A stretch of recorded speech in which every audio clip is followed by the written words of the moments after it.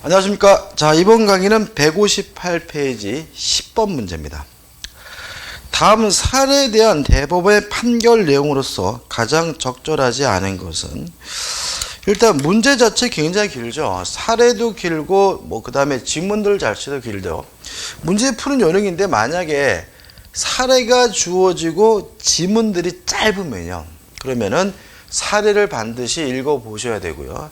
만약에 이 문제처럼 사례도 있고 지문들 자체도 대단히 길다면 시간을 절약하기 위해서 지문들만 보셔도 됩니다. 무슨 말 아시겠죠? 그죠? 다시 말하면 사례가 있고 지문들이 있는데 지문이 짤막짤막하면 그때는 사례까지 다 봐야 돼요. 그죠? 그렇지만 요 문제처럼 사례가 주어지긴 하지만 어떻게 해요? 지문들이 길다면 그때는 지문만 읽어도 문제를 옳고 그름을 판단할 수가 있어요. 아무튼 우리는 사례까지 다 읽어봐야 되겠죠. 자, 적절하지 않은 거, 틀린 걸 찾으라고 하는데, 사례 보시면 피고인은 구로동 부근에서 혈중 알코올 농도 0.21% 만취 상태로 오토바이를 운전하다가 선행 차량의 뒷부분을 들이받는 교통사고를 야기한 후 의식을 잃은 채 119 구급 차량에 의하여 법원에 응급실로 후송되고, 사고 시각으로부터 약 1시간 시간 후에 사고 신고를 받고 병원 응급실로 출동한 경찰관이 법원으로부터 압수영장을 발부받지 아니한 채 피고인의 아들로부터 동의를 받아 간호사로 하여금 의식을 잃고 응급실에 누워있는 피고인으로부터 체열을 하도록 하였다. 최근에 굉장히 많이 문제가 되고요. 이런 것들은 우리가 어떤 일이 발생할 수 있냐면, 수사관이 행동을 잘못하게 되면 명백히 유죄로서 처벌해야 되는데도 불구하고 처벌하지 못하고 그 사람을 풀어줘야 되는 경우가 발생할 수가 있기 때문에 대단히 중요한 요점이 되는 거죠. 일단 생각을 해보자고요. 첫 번째는 요 사람의 피를 체열하는 것은 일종의 강제 처분이죠. 따라서 뭐가 필요하냐면 영장이 필요해요. 근데 문제는 이런 음주한 사람의 피를 뽑기 위해서 법원에다가 영장을 신청하고 나중에 받으면 시간이 많이 가기 때문에 증거로서 의미가 없을 수가 있죠. 따라서 이런 경우에는 급속을 요하기 때문에 일단 체열하는 것은 가능해요. 그렇지만 사후라도 지체 없이 영장을 발부받아야 되고요. 만약에 사전에 영장을 발급받지도 않고 사후에 지체 없이 영장을 발급받지도 않았다면 그 체열의 증거로서는 유죄로 처벌할 수가 없게 됩니다. 그럼 이렇게 되는 거죠.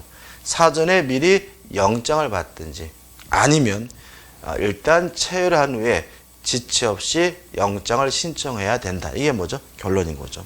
따라서 1번, 수사기관이 범죄 증거를 소집할 목적으로 피의자의 동의 없이 피의자의 혈액을 취득 보관하는 행위는 형사소송법 제221조의 4, 1항, 제173조 제1행에 의한 감정에 필요한 처분에 해당하는 것이지 형사소송법 제219조 제120조 제1항에서 정한 압수영장의 집행에 의하여 필요한 처분에 해당하는 것은 아니다.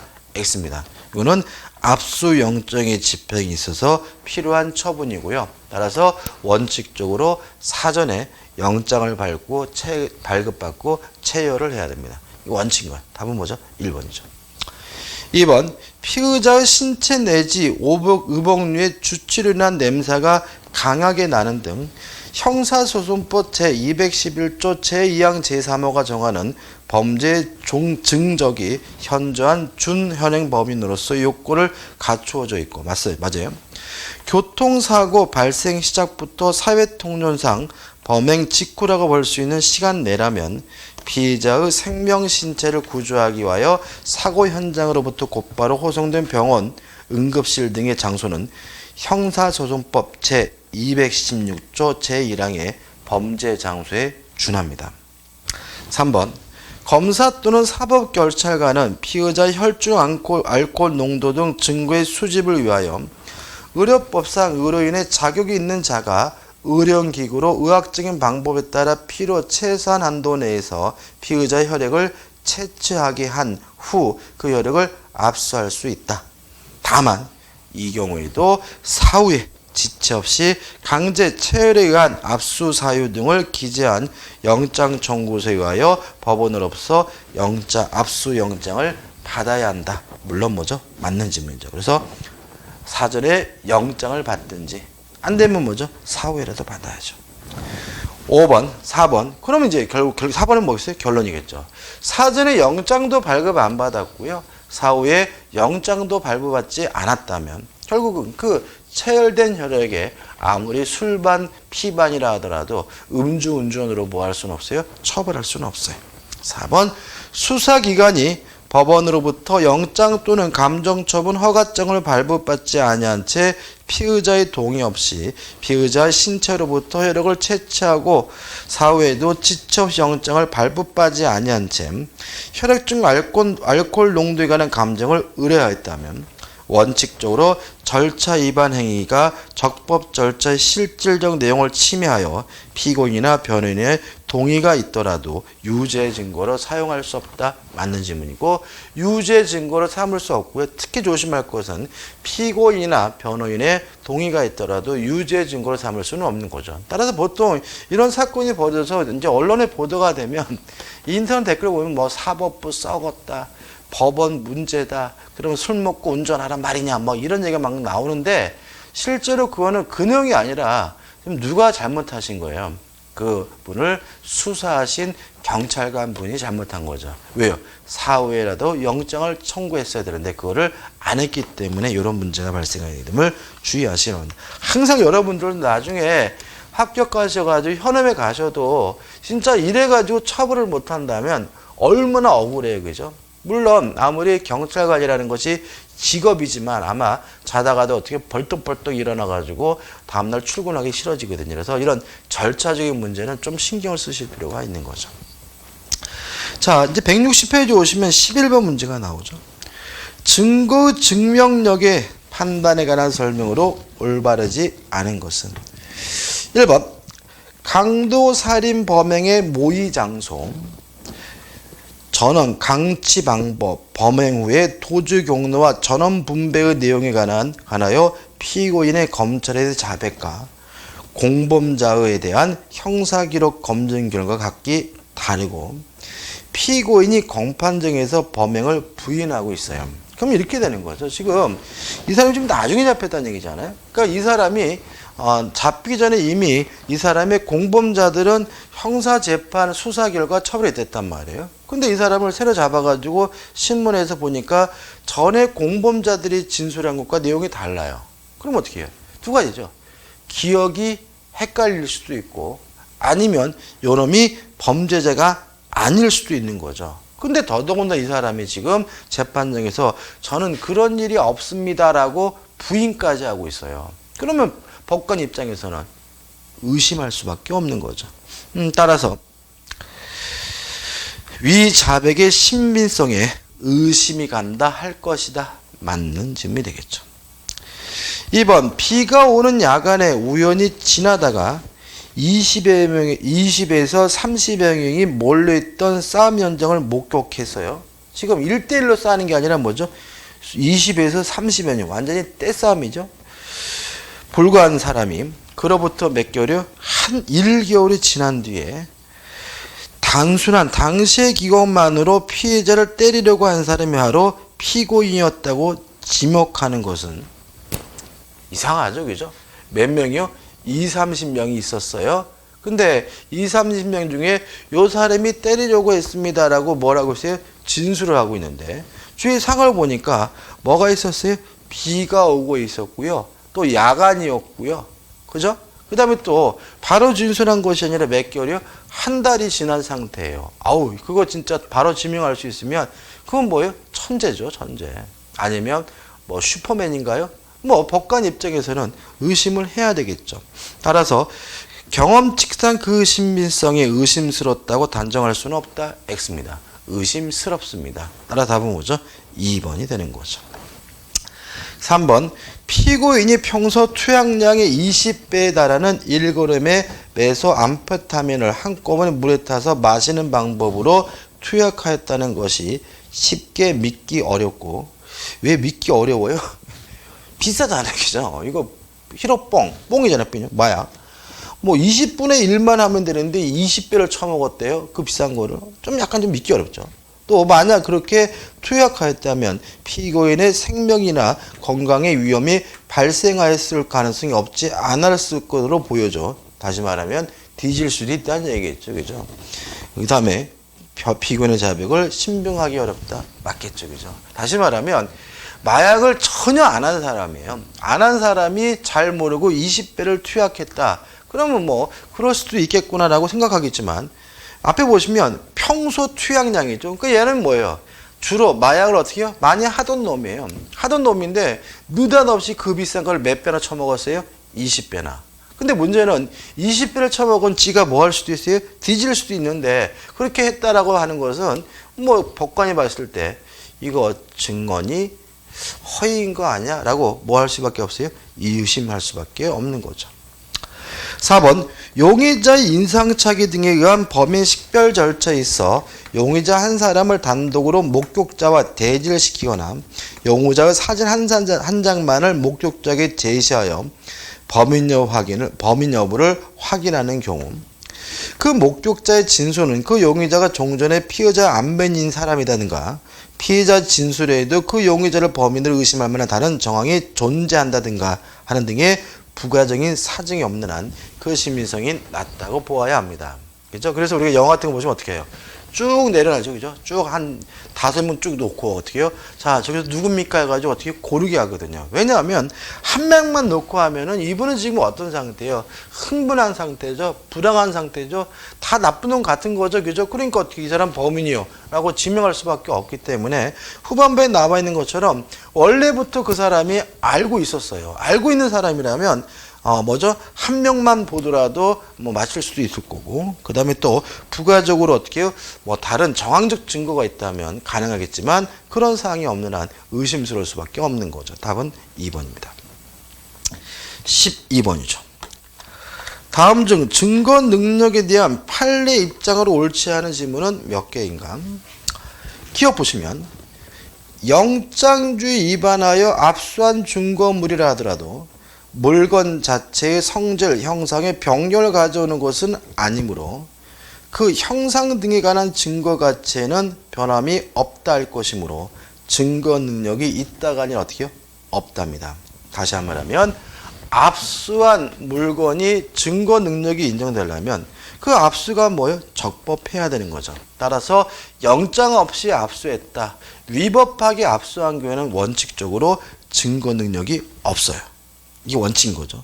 다만 예외가 있을 수 있는데, 리을번 보시면, 리을번 실체 진실주의는 적법 절차 원칙의 하위 원칙이기 때문에 위법의 정도와 무관하게 절차의 실질적 내용을 침해하지 않는 경우라면 증거 능력을 부정하여야 하는 것이 아니라 증거 능력이 긍정될 수가 있어요. 그러면 기억과 리을을 어떻게 기억하시면 돼요? 기억을 원칙, 리을을 예외죠. 그럼 이렇게 보자고요. 영장 없이 수집된, 영장 없이 압수된 증거는 위법한 증거고 증거 능력이 없습니다. 이게 뭐죠? 원칙이죠. 다만 절차의 실질적 내용을 침해하지 않았다라고 인정이 된다면 예외적으로 영장 없이 압수된 물건도 증거 능력이 인정될 수 있다라고 정리하시면 되겠죠. 아무튼 답은 두 개에서 2번이 되는 거죠. 넘기셔가지고 13번입니다. 증거 능력과 관련하여 판례의 태도와 다른 것은 1번 한번 읽어보시면 될 것 같고요. 2번입니다. 피의자였던 피고인이 사법경찰리의 면전에서 자백한 진술에 따라 사고 당시의 상황을 재현한 사진과 그 진술 내용으로 된 사법경찰리 작성의 상황조사서는 피고인이 내용을 부인하여도 증거 사용이 가능하다 했습니다. 지금 이게 누가 작성했습니까? 사법경찰리가 작성했죠. 다시 말하면 사법경찰리가 작성한 조서가 증거 능력이 인정되려면 피고가 그 내용을 뭐 하면 안 돼요? 부인하면 안 되죠. 따라서 부인한다면 증거로서 사용하는 것이 가능하지 않기 때문에 답은 뭐죠? 2번이 되고 이것도 꼭 기억해 두셔야 됩니다. 그 다음에 14번입니다. 다음 중 증거 능력이 인정되지 않는 것은 모두 몇 개인가? 일단 답은 뭐죠? 4개에서 4번이죠. 다시 말하면 기역, 니은, 디귿, 리을이 다 뭐죠? 증거 능력이 인정되지 않는 예예요. 한번 읽어볼까요? 기억. 긴급 체포시 영장 없이 압수한 후 압수수색 영장을 발부받거나 즉시 반환하지 않았지만 피고인이나 변호인을 증거로 함에 동의한 물건, 증거 능력이 없습니다. 왜냐하면 위법한 방법으로 수집한 증거이기 때문에. 니은번 수사기관이 법원으로부터 영장 또는 감정처분허가장을 발부받지 않은 채 피의자의 동의 없이 채취하고 사후에도 지체 없이 영장을 발부받지 아니한 혈액의 알코올 농도에 관한 감정서는 뭐가요? 증거 능력이 없습니다. 다시 말하면 사전에 영장을 받든 사후에 지체 없이 영장을 발부받아야 됩니다. 디귿번 경찰관이 영장 없이 물건을 압수한 후 직후 피의자부터 이미 제출 동의서를 받은 경우에 압수물도 증거 능력이 없습니다. 왜냐하면 실질적으로 그냥 압수한 거니까요. 리얼번 피고인의 열람 또는 등사 청구에 법원이 불응한 공판 조서에 대해서도 증거 능력을 인정하지 않습니다. 따라서 뭐죠? 답은 뭐죠? 4번이 되는 거죠. 넘기셔가지고 15번이죠. 피고인 A에 대한 절도 피고 사건의 증거 조사에서 검사는 사법경찰관이 작성한 A에 대한 피의자 신문 조서를 증거로 제출하였다. 그러나 공판장에서 A는 A의 피신 조서의 내용을 부인한다고 진술하였다. 그럼 일단 사법경찰관이 작성한 진술 조서에 대해서 뭐하고 있죠? 진술을 부인하고 있죠.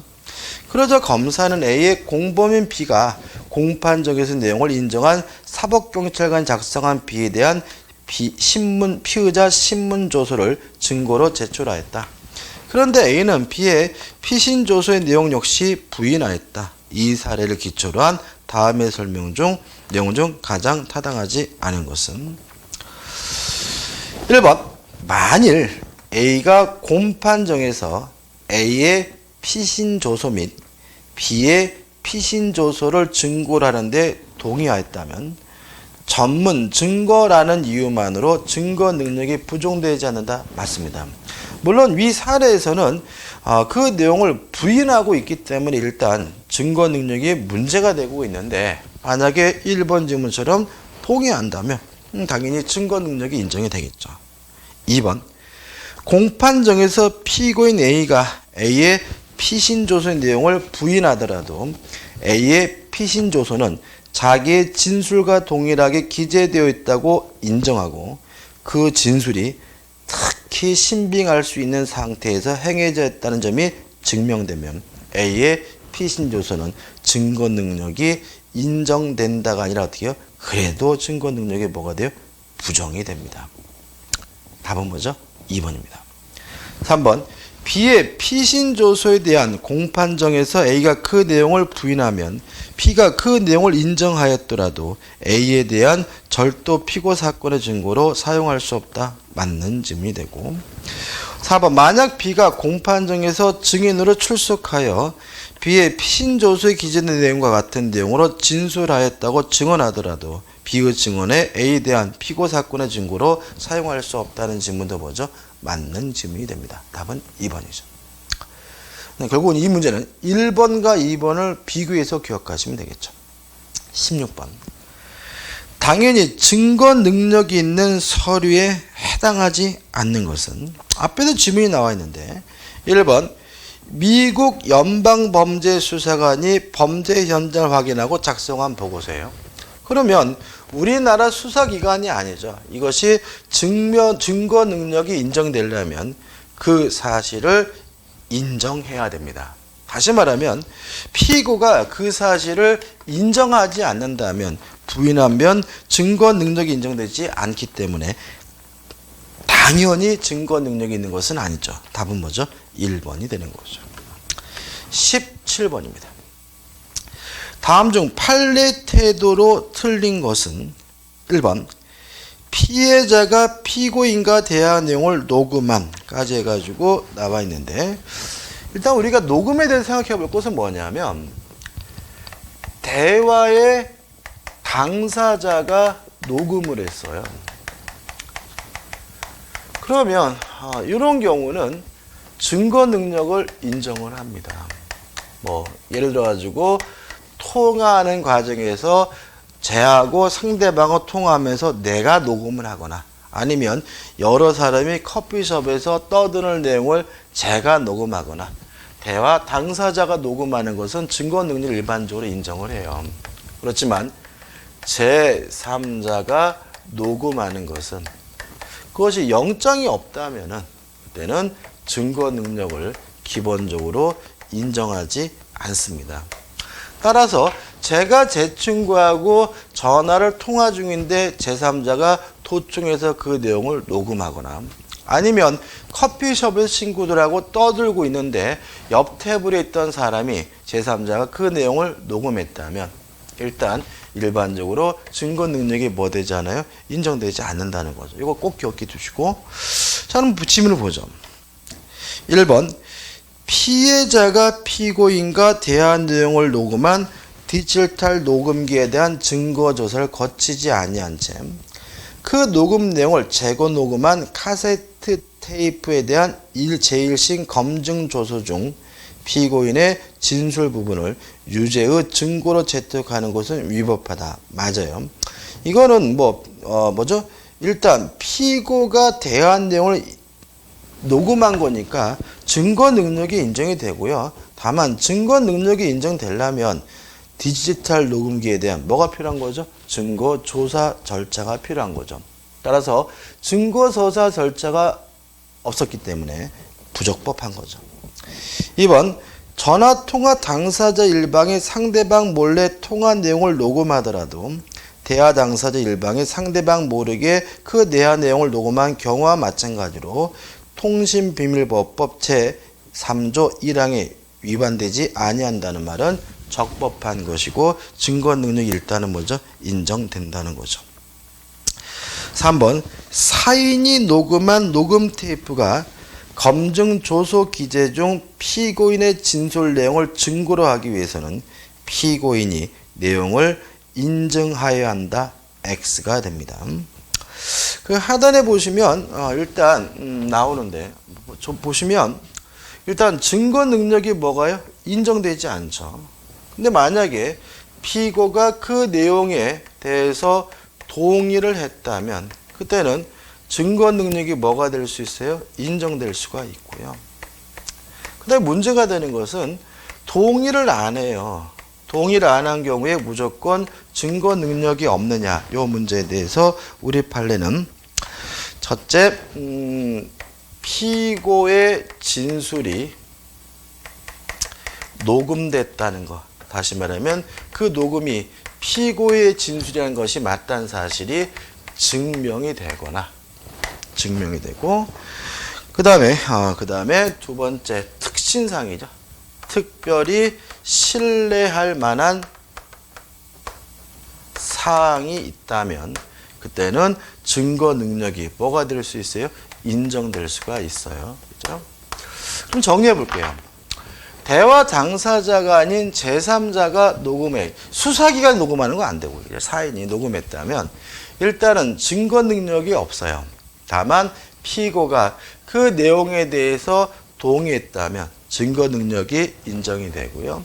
또 동의를 하지 않았다 하더라도 피고의 진술을 녹음했다는 사실이 증명이 됐고 특별히 신뢰할 만한 사정이 있는 경우에는 예외적으로 증거 능력이 인정이 되기 때문에 답은 뭐죠? 3번이 되는 거죠. 다시 말하면 인정하지 않아도 동의하지 않아도 이런 요건을 갖추면 증거 능력이 인정될 수가 있습니다.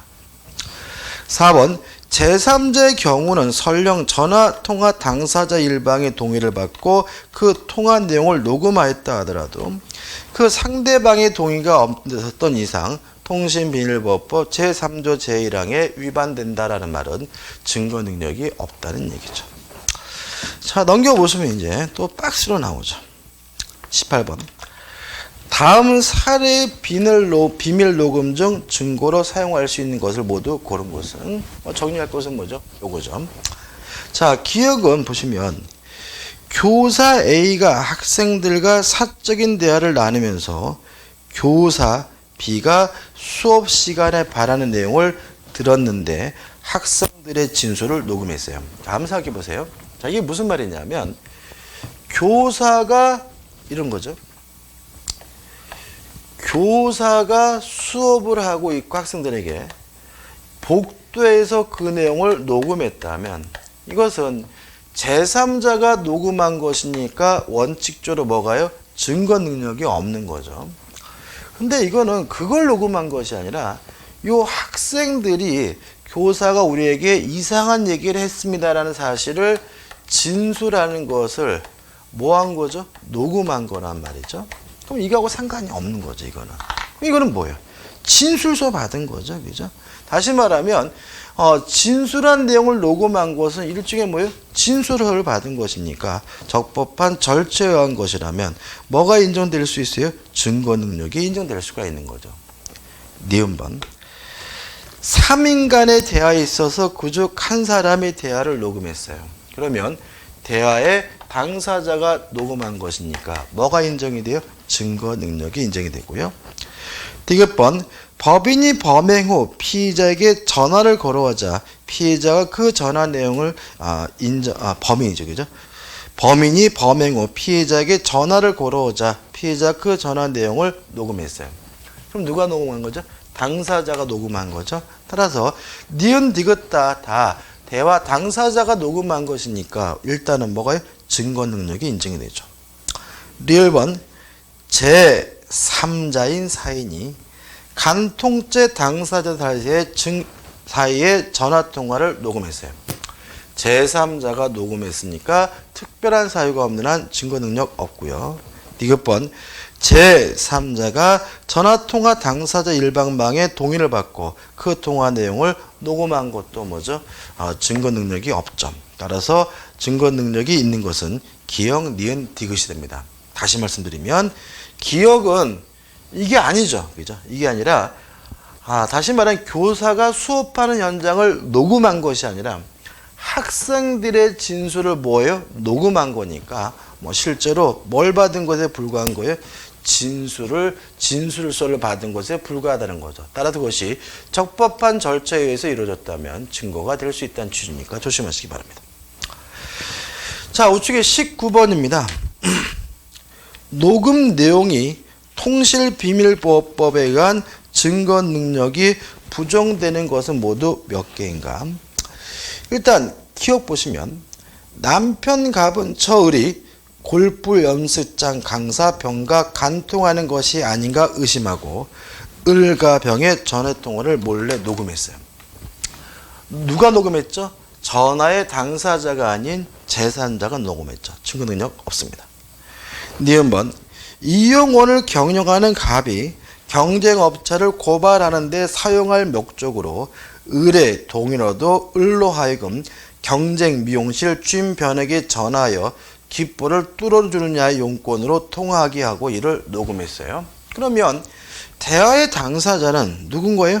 을과 병이죠. 갑은 대화의 당사자가 아니기 때문에 증거 능력이 없죠. 디귿번. 채권자 갑은 채무자 을이 돈을 빌린 사실을 부인하자 변제를 요구하는 전화통화를 하면서 몰래 전화통화를 녹음했어요. 그러면 대화의 당사자가 녹음한 것이니까 뭐가 인정이 돼요? 증거 능력 인정이 되고요. 리을번. 경찰과 갑이 구속수감 중인 을에게 압수된 을의 휴대전화를 적응하여 공범인 병과 통화하도록 하고 통화 내용을 녹음했어요. 물론 통한 사람 누구예요? 을과 병이고 경찰관이 통화의 당사자는 아니니까 당연히 증거 능력이 없겠죠. 그래서 답은 3개에서 3번이 됩니다. 자, 넘기시면 이제 20번이 나오죠. 증거 능력에 관한 다음 설명 중 틀린 것은 1번 검사 작성의 피고인이 아닌 자의 진술을 기재한 조서와 사법경찰 작성의 검증 결과를 기재한 조서는 증거 능력 인정 요건이 다르다. 기억해 두시고요. 그 다음에 2번 한번 보시기 바라고 3번 보시면 검사 또는 사법경찰관 작성의 검증 결과를 기재한 조서는 적법한 절차 방식에 따라 작성되어야 하고 특징 상태 증명이 필요하다. 특별히 신뢰할 만한 상태가 있었다는 사실이 증명되어야 된다. X죠. 특징 상태까지는 필요가 없다는 것이 판례 입장이기 때문에 답은 뭐죠? 3번이 되는 거죠. 우측 21번입니다. 갑은 경찰관에게 자신이 야간에 어떤 집에 몰래 들어가 현금 100만을 훔쳤다고 자수했다. 경찰관은 갑을 데리고 변명을 했다는 피해자의 집을 찾아보았으나 갑이 병한 장소를 기억하지 못한다고 하므로 떼라이 죽이죠. 피해자를 조사하지 못하였고 피해금품 100만 원은 갑이 모두 소비했다고 하여 이를 압수하지 못하고 소비처 등에 대한 조사도 못한 상태로 갑을 검찰에 송치했다. 그럼 여기까지 보시면 뭐만 있을 뿐이에요. 자백만 있을 뿐이죠. 내가 범죄를 저질렀습니다. 자백만 있어요. 갑은 경찰에서도 범행을 자관하였고 야간 주거 침입 절도죄로 기소된 후 제1심 공판 절차에서 1999년 3월자 불상 23시경 서울 서초구 이하 불상 소재 피해자 성명 불상의 집에서 침입하여 현금 100만을 절차했다. 그럼 다시 말하면 이거는 얘가 내가 돈을 훔쳤다라는 자백만 있고 장소도 알 수 없고 피해자도 알 수 없다는 것은 이거 뭐예요? 자백만 있는 거죠.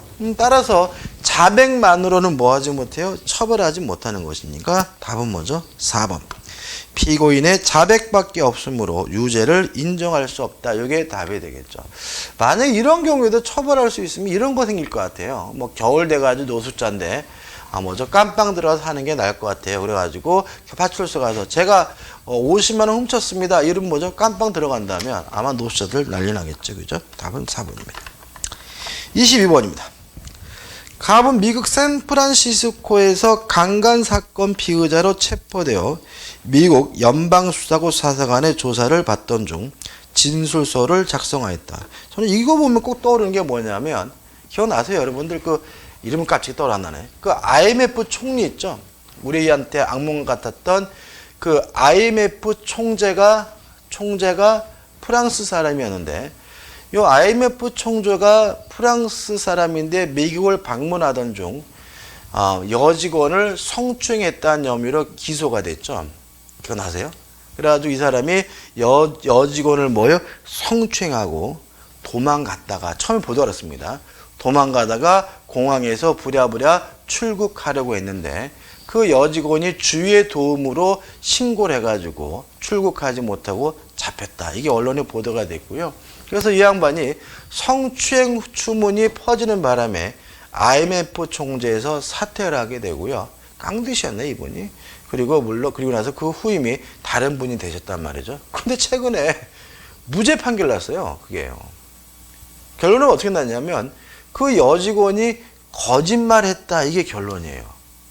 아이고, 제가 그 IMF 총재 입장이라면 환장할 것 같습니다. 그죠? 보세요. 세계적인 유명한 경제학자였는데 경제학자였으니까 뭐가 됐습니까? IMF 총재까지 된 거잖아요. 그런데 잘렸고 그냥 잘렸어요? 성추행했다고. 그러면 저를 제한 모든 가족의 구성원들, 제 처나 제 딸이나 제 아들이나 말은 안 하겠지만 경멸의 눈치를 보겠죠. 특히 아버지로서 제 딸과 제 아들을 어떻게 볼까 걱정스럽네요. 그죠? 근데 솔직히 만약에 본인은 그 사실이 없다. 그죠? 무죄라고 주장하더라도 우리 속담에 뭐가 있어요? 아니땡 굴뚝에 연기 나라 해가지고 그냥 인터넷 댓글 나가 뒤져라 개엑사스 너 그래가지고 결국 뭐예요? 사생활까지 다 난리가 되잖아요. 근데 결국 너무 내용이 그 여직원이 뭐죠? 거짓말을 한 거다. 아유, 환장하죠. 제가 봤을 때 그런 경우에는 무고죄로 진짜 심하게 처벌해야 될 것 같아요. 아무튼 이 양반도 지금 뭐예요? 연방 수사관의 조서를 받았죠. 진술을 작성하고 이런 갑의 진술 우리나라 법정에서 증거로 사용할 수 있는지에 대한 서술로 촉진한 것은 당연히 사용되는 건 아니죠.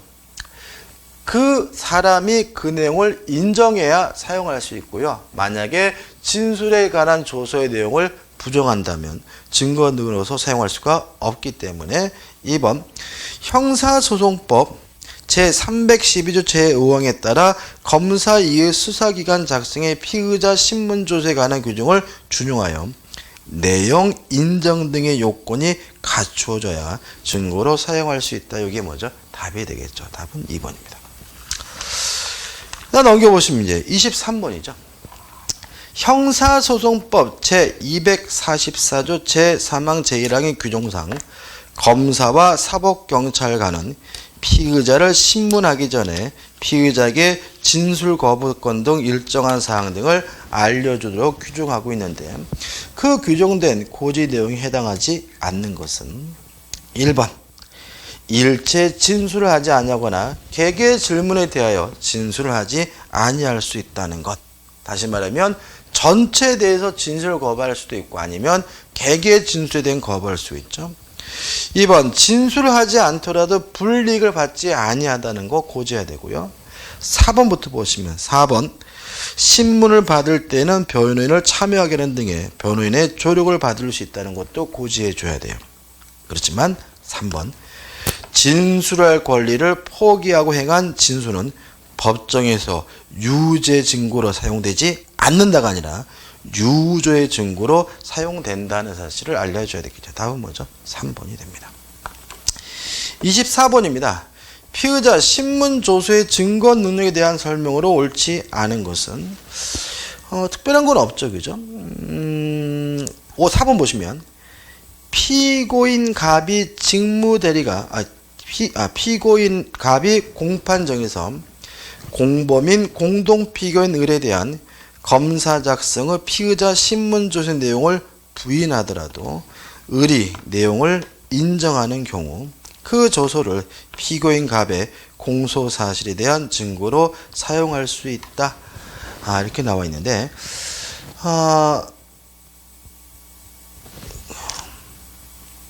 옳지 않은 걸 찾는 거죠. 24번의 답은 뭐죠? 4입니다. 다시 한번 읽어볼게요. 피고인 갑이 공판정에서 공범인 공동 피고인 을에 대한 검사 작성의 피의자 신문조서의 내용을 부인하더라도 을이 내용을 인정하는 경우 그 조서를 피고인 갑의 공소사실대로 증거로 사용할 수 있다. X입니다. 갑의 내용을 부정하고 있다면 증거로 사용할 수가 없겠죠. 그죠? 따라서 옳지 않은 것은 4번이 되는 거죠. 이번 강의 여기까지 하고요. 25번부터는 다음 강의 때 이어서 들어가도록 하겠습니다. 감사합니다.